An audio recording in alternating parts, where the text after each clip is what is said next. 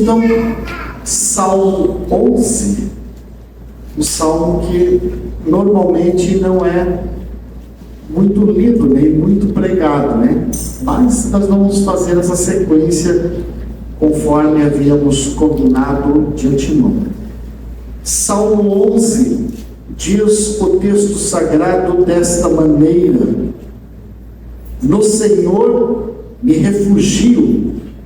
Como dizeis, pois, a minha alma, foge como pássaro para o teu monte, porque eis aí os ímpios armam o arco, dispõem a sua flecha na corda, para as ocultas dispararem contra os retos de coração. Ora, destruídos os fundamentos, que poderá fazer o justo? O Senhor está no seu santo templo. Nos céus tem o Senhor seu trono. Os seus olhos estão atentos, as suas pálpebras sondam os filhos dos homens. O Senhor põe à prova ao justo e ao ímpio, mas ao que ama a violência, a sua alma o abomina. Fará chover sobre os perversos brasas de fogo e enxofre, e vento abrasador será parte do seu cálice, porque o Senhor é justo, Ele ama a justiça, os retos lhe contemplarão a face. Amém? Pois muito bem, esse salmo de número 11, o salmo do cantor mor, é creditado a Davi, e é creditado a Davi em um período da sua vida, quando Davi estava fugindo possivelmente da perseguição de Saul. E há um comentarista chamado Campbell Morgan, ele diz que este salmo é a resposta da fé ao conselho do medo. Ambos estão conscientes do perigo imediato. O medo somente vê as coisas que estão próximas, mas a fé, ela enxerga mais longe. E por que este salmo é tão especial e precisa ser estudado? Porque se nós olharmos para o contexto da história de Davi, onde ele foi concebido, nós perceberemos que acontece conosco também como aconteceu com Davi.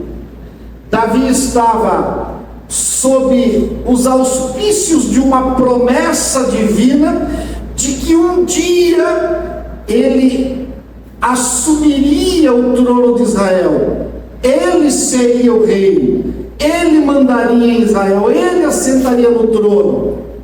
Mas até que esse tempo chegasse, Davi está com problema, porque Saul está sentado no trono, e Saul não quer mais Davi vivo. Saul quer matar Davi. E aí Davi está em uma encruzilhada de dúvidas. O que eu faço? Desisto de tudo? Não dá. O que eu faço? Ataco Saul e assumo de vez o trono? Também não dá. O que eu faço? Vou para cima, tento fazer as pazes com ele? Não dá. E aí aparece um amigo bem intencionado, com boa vontade, e diz: Davi, foge,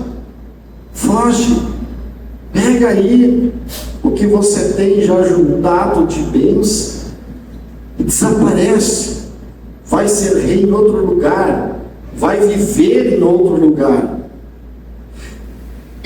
Davi dá uma resposta que é fantástica. Ele diz: gente, o Senhor está no seu santo templo, nos céus o Senhor tem o seu trono, os seus olhos estão atentos e as suas pálpebras sondam os filhos dos homens. Sabe o que Davi está respondendo aqui?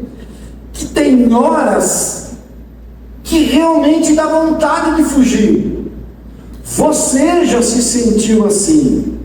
E o pior de tudo é quando você sente vontade de fugir, você tem desejo até de desistir de tudo, e ainda aparece um amigo para dizer: vai, para com tudo, desaparece, larga o trabalho. Por que você vai correr o risco de viver uma vida que pode ser tirada a qualquer momento por um inimigo que tem poder para te matar? E aí Davi nos dá esse grande conselho. É verdade que o medo e a fé andam juntos. O medo, ele tem seus aspectos positivos, ele nos faz ficar esperto. O medo nos faz ficar rápidos, mas o medo só vê o aqui e o agora. Mas a fé vê lá na frente. A fé enxerga um Deus que está além do tempo e que está além da força do inimigo que se levanta contra você. E Davi procurou não viver sob o domínio do medo, mas dar lugar para viver no domínio da fé e dizer: Deus me chamou não para ser um covarde. Agora, se for do agrado dele me levar antes do tempo, ele está no comando da minha existência. É a fé que vai te dar a capacidade de avançar mais uma milha. É a fé que vai te dizer: continua, não para, não tema. O aqui e agora, o medo está te dizendo como um bom conselheiro: para, desiste, corre, foge. Mas a fé está me dizendo: pode caminhar, porque Deus já está lá no futuro te esperando. Deus já está com a resposta certa para a tua vida. Aleluia. E isso é fantástico, porque Davi, mais uma vez, ele vem para expressar a sua confiança inabalável neste Deus, que mesmo em tempo de adversidade está lá, nunca desistiu, nunca parou, nunca te largou. Ele tem seus propósitos especiais para a nossa vida. Então, quando nós vamos estudar esse salmo,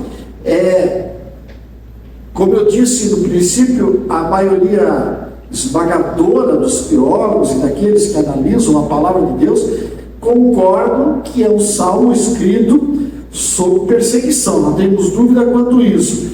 E ele está sendo perseguido porque está na iminência de assumir o trono de Israel.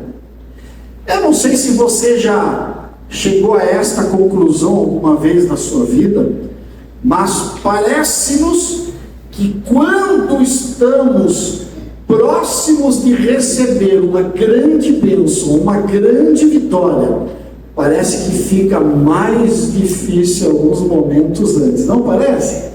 Parece que quando está próximo, se você olhar para trás, para o seu histórico de vida, você vai observar que as grandes vitórias que você alcançou, elas foram precedidas por uma madrugada escura, por uma madrugada tenebrosa. E eu não me refiro a uma madrugada de dia e noite, mas uma madrugada de pressão no mundo espiritual, de pressão no seu emocional e até mesmo algumas vezes de pressão na sua vida, no seu físico. Parece que quando a coisa estava para ficar boa, primeiro ficou muito ruim. É o que dizem sobre reforma. Para ficar bom, primeiro tem que ficar muito ruim, né? Mas é importante nós notarmos a data e também o contexto dessa história. Ele pode ser desafiador para nós situarmos. Foi logo na caverna de Adulão, foi um pouco antes de assumir o trono, foi antes de Saul morrer, não sabemos, mas fato é que ele é um dos salmos geridos por momentos de perseguição. Ele até é chamado de salmos de lamento. É uma característica especial, Salmo 3, 5, 7, 11, alguns salmos que são classificados como salmos de lamento. E lamento é uma das coisas que nós, eu e você, mais sabemos fazer. Nós lamentamos porque está muito quente, esquecemos que é verão. Lamentamos que chove muito, esquecemos que deram dias de calor. Lamentamos que veio frio, e daí esfria demais e é ruim para sair da cama, esquecemos que estamos no inverno. Não é assim? Nós lamentamos por tudo. Lamentamos quando temos roupa demais e não sabemos qual que escolhemos. Lamentamos quando temos roupa de menos e não tem nenhuma para vestir. Lamentamos quando tem pão, lamentamos quando só tem arroz. E assim nós temos esse problema de lamentar o tempo inteiro. Mas o Salmo 11, como outros salmos de lamentação, nos ensinam que as verdadeiras lamentações não são pelas picuinhas do dia a dia que nós vivemos. As verdadeiras lamentações estão atreladas ao momento de crise e de fé. A crise instalada diante de nós, a nossa vida está correndo risco, o nosso futuro, as promessas de Deus sobre a nossa vida correm risco, mas a fé nos dá o binóculo para olhar lá na frente e ver que Deus já está na linha de chegada, com a coroa da justiça, um troféu na mão, dizendo: pode vir, meu filho, pode vir que eu te ajudo. E se você cair no meio da estrada, eu vou lá, mando meu espírito para te levantar e te trago até o fim da jornada. Aleluia, glória a Deus. Então, quando eu olho para esse salmo, eu encontro algumas temáticas, alguns pontos principais que precisam ser amalgamadas, que precisam ser fortalecidas, que precisam ser impressas na nossa alma, de modo a não sair mais. Você sabe quando você passa lá um PU ou uma cola, a cola está molinha, o PU, né? O sempre trabalha bastante com isso, na vedação de calhas, de janelas, de ralos. Você passa o PU, ele está molinho, aí diz: não usar por 24 horas. Aí depois de 24 horas você vai lá e põe o dedo, está endurecido, está fortalecido, não entra mais água, não entra mais ar, não entra mais nada. A cola junta as partes, une, como se fossem feitas de uma só chapa, de um só material, e é isso que nós precisamos. São verdades que precisam ser amalgamadas, precisam ser endurecidas na nossa alma, de modo que venham as lutas, venham as tragédias, venham as tribulações, mas você vai dizer: não, Jesus passou um PU celestial aqui, e não vai ter infiltração de mentiras do diabo, não vai ter infiltrações de falta de fé, porque eu estou firmado na palavra de Deus. É a palavra que me dá a capacidade de caminhar, sabendo que as promessas de Deus nunca caem por terra. Aleluia. E aí você vai perguntar: pastor, que verdades são essas que Davi nos apresenta neste salmo? E a primeira verdade que eu destaco aqui é, sem dúvida alguma, confiança em Deus. Você que conhece um pouquinho de mercado financeiro, você já ouviu um pouquinho dessas expressões que os jornalistas usam, né?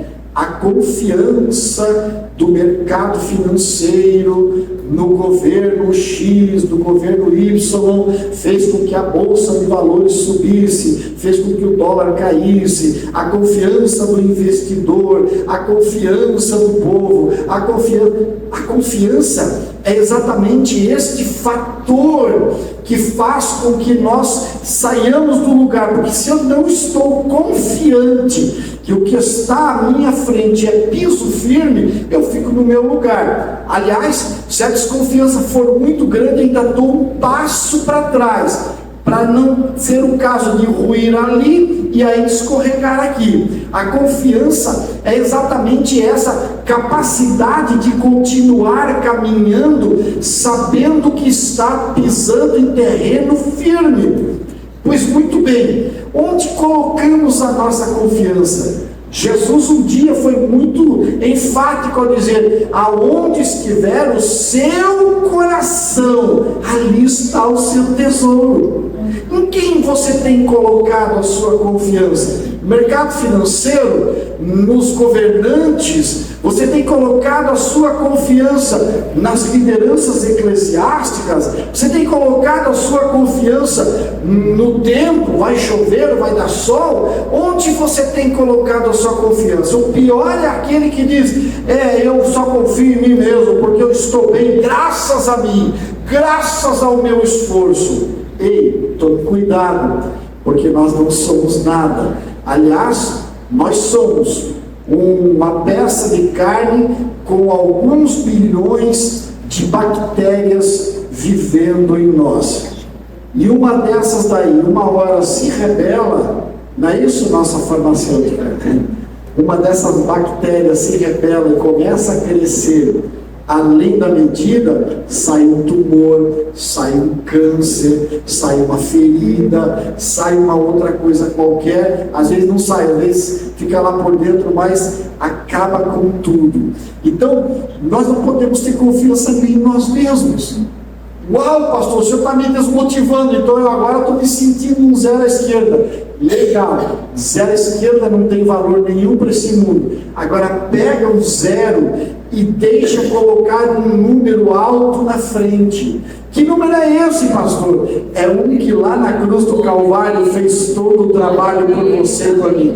Deixa Jesus ir na sua frente. Seja o zero depois de Jesus. E você vai ver quão maravilhoso é trabalhar para o Senhor. Ele é aquele que vai te inspirar confiança. Você vai poder caminhar uma milha a mais confiando que Ele já está lá. Você vai deitar esta noite confiando que Ele vai te fazer acordar. Pastor, mas tem gente que morre dormindo. Glória a Deus, porque quando acordar já acorda na eternidade, ou os olhos vendo o Senhor Jesus. E isto é motivo para a confiança, porque Ele tem a certeza em nós, Ele dá essa certeza em nós, de que nós não seremos desamparados. Sabe o que Ele disse? Eis que estou convosco todos os dias, até a consumação dos séculos. Ele prometeu, Ele não vai te deixar sozinho, desamparado. Ande na estrada poeirenta ou caminhe nas nuvens em direção às mansões celestiais. É Ele quem cuida de você e de mim. Confiança em Deus. Aleluia. Deus é o nosso refúgio e o nosso fundamento seguro. Oh, que maravilha! Oh, que maravilha! Eu estava conversando ontem com a família e fui indagado sobre um tema que está muito recorrente nos nossos dias. Grandes empresários famosos aí, dono de Facebook, tantos outros lugares grandes, gente que tem muito dinheiro, estão construindo bunkers. Você sabe o que é um bunker? Um bunker é uma casa subterrânea, reforçada à prova de bomba atômica, à prova de meteoro, à prova de era do gelo, à prova de um monte de coisa. E a esposa disse: que tal que nós comprássemos um pé de montanha para construir um bunker, para abrir uma caverna para nós? Eu disse: por quê? Não, mas estão falando que no máximo em 2 anos nós vamos ter uma catástrofe mundial, talvez uma era do gelo, ou a inversão dos polos que está acontecendo, vamos ter talvez o calor extremo. Gente, se eu souber que tem vindo um meteoro e disser: olha, ele vai cair lá em São Paulo, que dia? Daqui 2 dias, eu vou me despedir de todo mundo aqui, vou pegar o carro e vou para São Paulo, eu quero ser o primeiro a encontrar um meteoro. Eu não quero sobreviver num mundo que vai ficar caótico. A Andressa quer a carona? Eu não quero sobreviver num mundo caótico. Porque o que vai sobrar? Essa gente rica pensa o seguinte: tem um estoque de comida, tem estoque de armas, tem estoque de água, estou seguro lá no subsolo, no meu bunker, vou deixar passar a catástrofe e depois eu volto e repovoo o mundo. Que mundo que vai encontrar, se encontrar, né? Se acontecer essas previsões? Não, meu irmão. Para nós, o crente vive no lucro. Viver é lucro, mas morrer em Cristo é o nosso alvo, partir para a eternidade. Por quê? Porque eu tenho confiança no Deus que enviou seu Filho para morrer por mim na cruz do Calvário, que subiu aos céus e disse: eis que eu estou indo preparar-vos morada, e se eu for preparar, eu voltarei para buscar-vos, para estar comigo, e onde quer que eu estiver, vós estareis também. Eu estou sendo preparado para subir com o meu Jesus. Ora, se aqui tem belezas naturais, imagina o que está preparado para mim e para você nas mansões celestiais. Imagina o que o céu está preparado para que você veja. Aleluia! Reforça nesta noite a tua confiança no Deus que te salvou. Os amigos do alheio estão dizendo: fica temeroso, fica com medo, desiste de tudo, sai da igreja, sai do caminho. Mas como Davi diga: a minha confiança está no Senhor, os seus olhos passeiam sobre a terra. Aleluia. Outro tema importantíssimo neste salmo, além da confiança em Deus, é a recusa ao medo. Porque o conselheiro diz: Davi, tu está com medo, e é para estar com medo mesmo. Não é ninguém mais, ninguém menos do que o primeiro rei da história de Israel, levantado por Deus e cheio de demônio com ira para te matar. Tu é para estar com medo mesmo, Davi.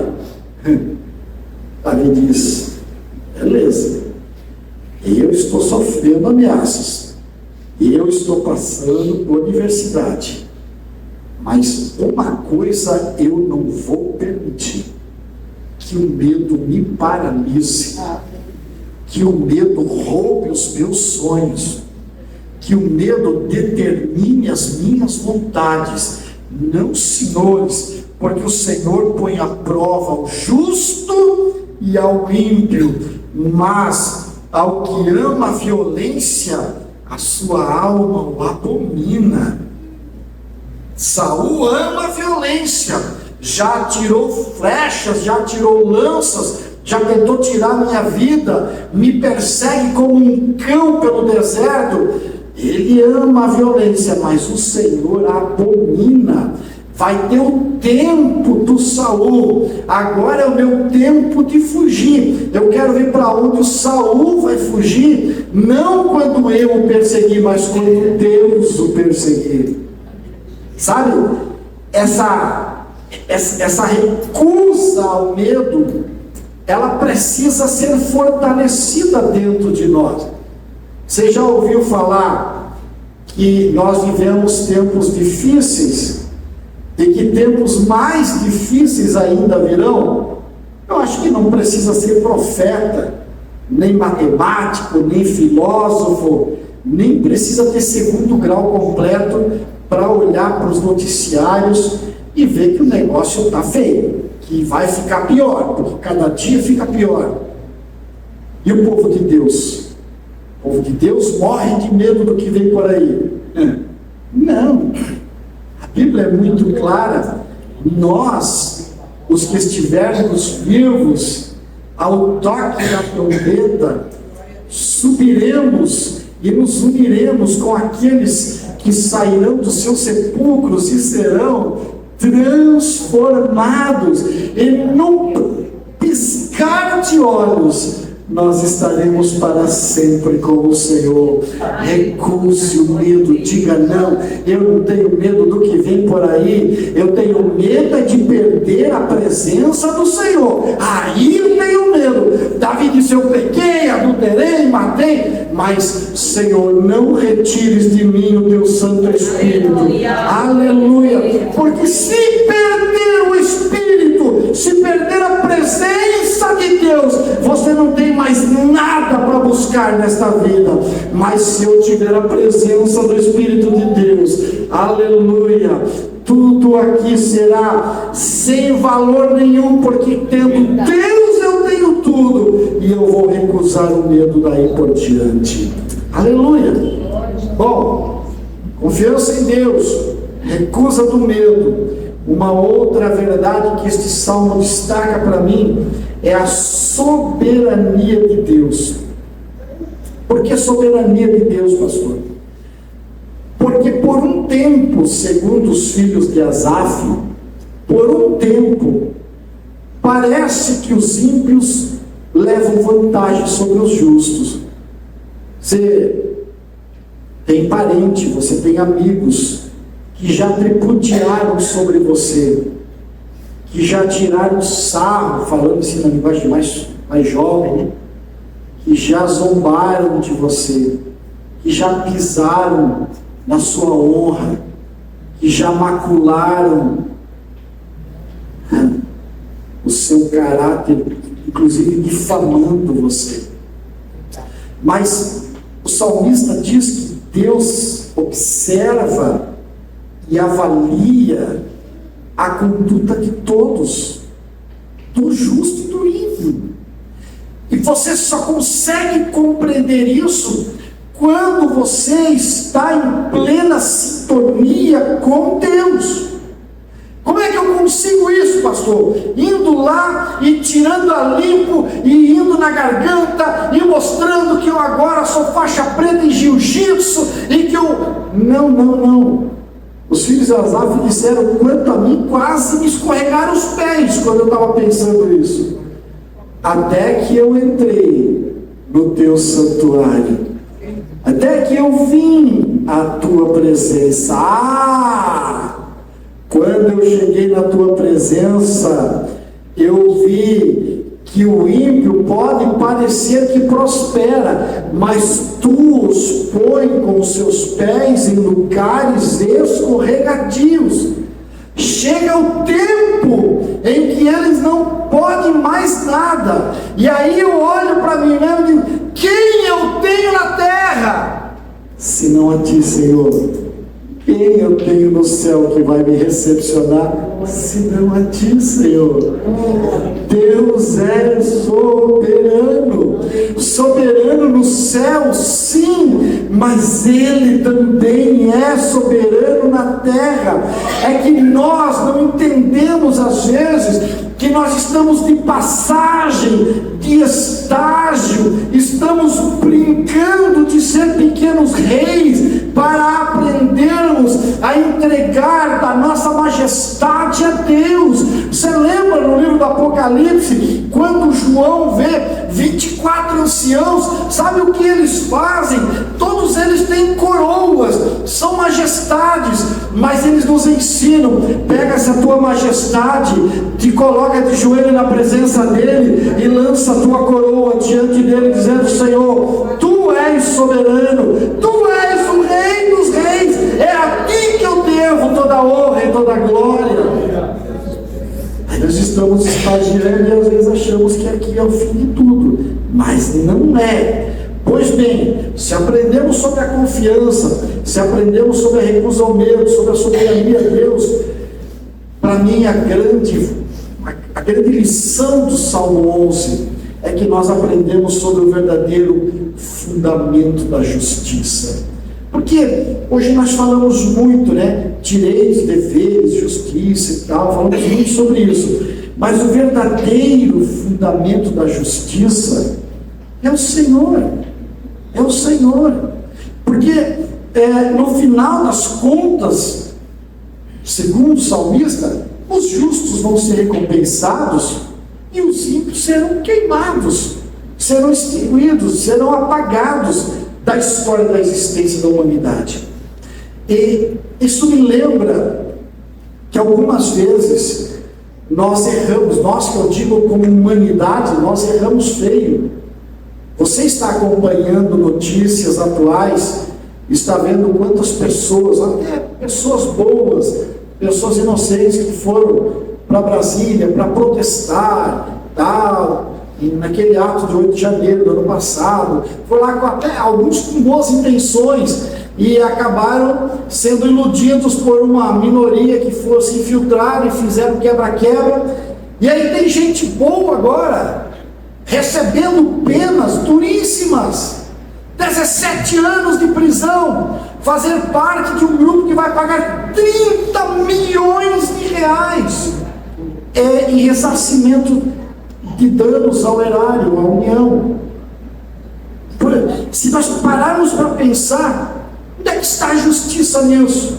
Alguém disse que a justiça é cega, o outro disse que ela não é cega, ela é paga para não ver. Mas a verdadeira justiça do cristão não está em ir fazer piquete, em fazer greve, estar na frente de alguma coisa questionando, deixando de questionar. A verdadeira justiça do cristão está em entrar no seu quarto, fechar a porta e clamar ao Pai que te vê em secreto e dizer: Pai, o negócio está feio. Se toda a igreja de Jesus, todos que levam Bíblia na mão e professam cristianismo, se todos, e aí eu falo de todas as denominações que carregam Bíblia, realmente orassem de verdade, não precisava ter o 8 de janeiro, não precisava, porque os fundamentos da justiça estão no Deus que vê, no Deus que fala. Agora ele diz: não, aí algumas pessoas, não, Deus vai tomar conta, Deus vai fazer isso, vai fazer aquilo, Deus vai botar os injustos, não sei aonde. Claro, Ele é Deus, Ele até vai fazer, mas parte do que o povo brasileiro está passando é culpa daqueles que se dizem igreja de Jesus e deixaram de ser igreja de Jesus há muito tempo, estão militando uma causa terrestre, humana, uma causa política. A nossa causa não é política, a nossa causa é espiritual. Eu e você fomos chamados para pregar Bíblia, viver Bíblia, olhar para a Bíblia e da Bíblia, pelo reflexo, olhar para o autor e consumador da nossa fé. Ele é o fundamento da nossa justiça. Ah, pastor, mas se nós nos calarmos, aí as injustiças via leis, via governo vão acontecer. Pode ser que aconteça, e isso talvez nos leve mais rápido para a guilhotina, mas o que nos leva mais rápido para a guilhotina nos aproxima mais rápido do nosso Deus.